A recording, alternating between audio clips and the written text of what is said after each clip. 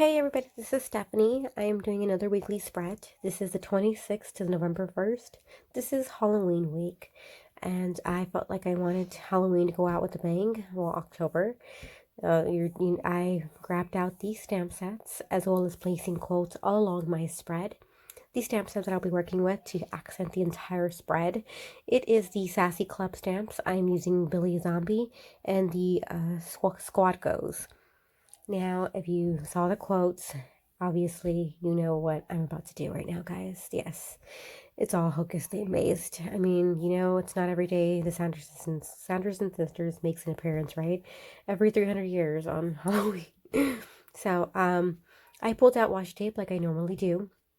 This time is no different. I just got the colors that coordinate with the Sanderson sisters. So I got some purple, I got green, and I also got red for Mary.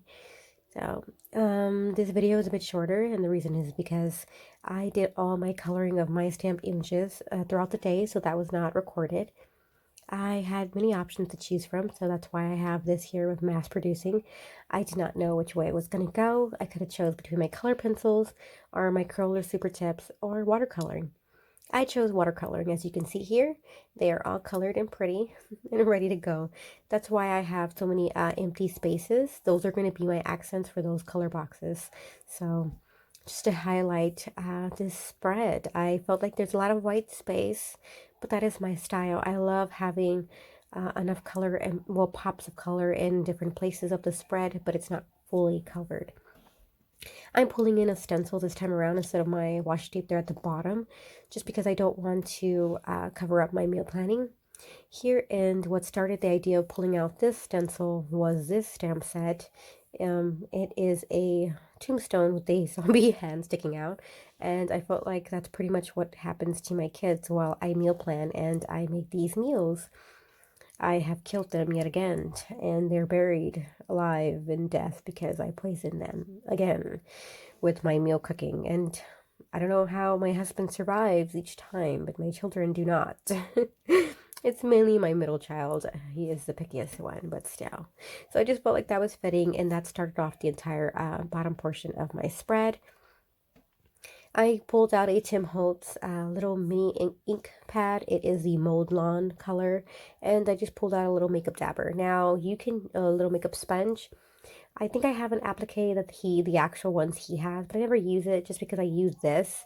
It's the same method. You start off on a piece of paper and then you work your way in, and it works just fine. I get a set of these, like 22 of them, the 28 at the dollar store, and it does the job.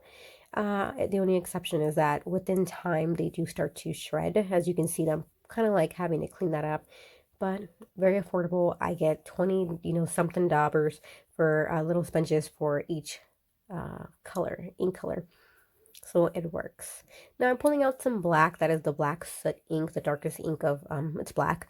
And I'm just giving it a edging around my little makeshift cemetery, just to darken it up a little bit around the edges to kind of close it in, give it that finished look.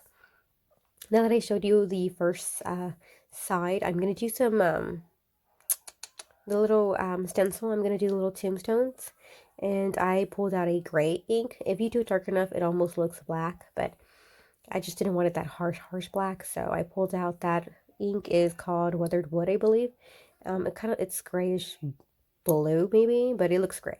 So, and as you can see here, I use the same dabber of my black to go with the gray. I just kind of take most of the black off.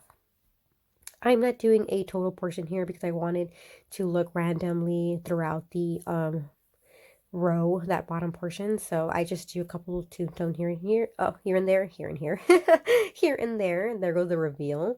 Awesome. It came out so good. Okay, so now I am zooming out because I want to show you.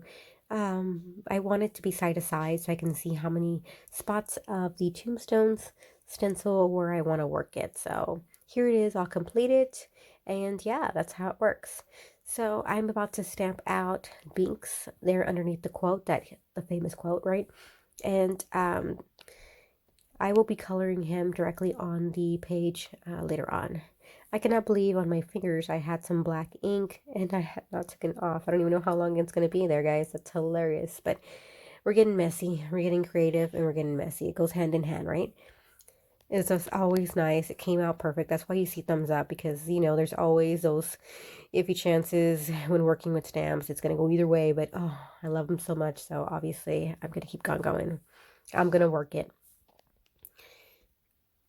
All right, so I have that day. It is Thursday, marked to read. I have my books that are on my phone, audiobooks as well as ebooks that are about to expire. So I'm giving myself a reminder to read, and what better way not to add that little accent. Oh, that's where I noticed. Oh, hey, you got some schmuck on your fingers. That's hilarious. So I placed the book there underneath read because hey, that is such a nice little accent there to be like, oh, I gotta read some, gotta do some reading. And I will color that throughout the spread. I'm just going to do the watercolor technique that I do, which is really grabbing my Tim Holtz inks and placing them on a clear block and adding some water, and ta-da, instant watercolors. Works for me. I'm using my supplies. I zoomed in here really quick. I think I showed you before, right before I zoomed in, another stamp that I'm placing on Monday, but I'm going to do that at the end because I have to stamp it out on a piece of cardstock and then place it there so that way it doesn't get mugged between our blurry, or caught within the lines of that rectangle. I hope that makes sense. I love that amok there to help accent my sidebar. I love that sidebar there just for decorations. It just works out, guys. I think that's all I'm going to do. Yes, it is.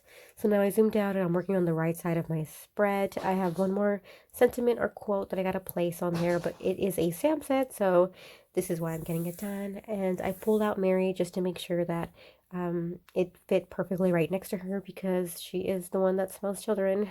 Not in a creepy way, but it is. So here we are. And I'm so happy because it stepped out good. You gotta give those applause. You gotta have those happy dance moments because it's just coming out so successfully. We're down to the wire and I'm just making sure this comes out good. So now I'm starting to add in all my images to see where they go. This is why I had blank boxes because that's where I wanted to have, how the Mambi planners have their what are they called? They're decorative boxes. I use stamps. It just works. I love it. Now I came back around letting you know I colored in my images just so that way it's done. And I didn't like the way that was a little white outline there, so I'm getting back to that. Some last finished touchings, finishes. That just sounded funny, but we're gonna go along with that.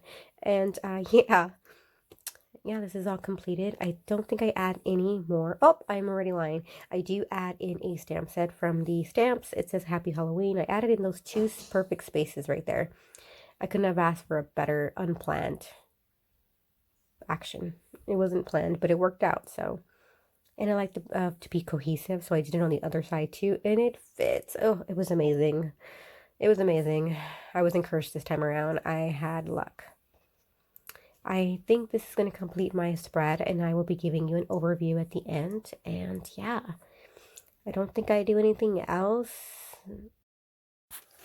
I do apologize with the screen kind of going in and out of focus or just offsetting a bit there. I notice it happens more too, especially when I'm doing some stamping, and it is I'm kind of making sure I get a good impression first time around. So now we're going to do the overview. I pulled these Crayola Super Tips there on the side. That is just to let you know that I did highlight the quote boxes, basically the rectangle boxes that I had with quotes like this here. I just felt like it needed that pop. Again, I add in a ton of colors, but it still has so much white space, which is really what I love. I love this clean white look for my planners and the perfect little embellishments for stamps. I hope you got inspired in some way, and as always, thanks for watching. Bye.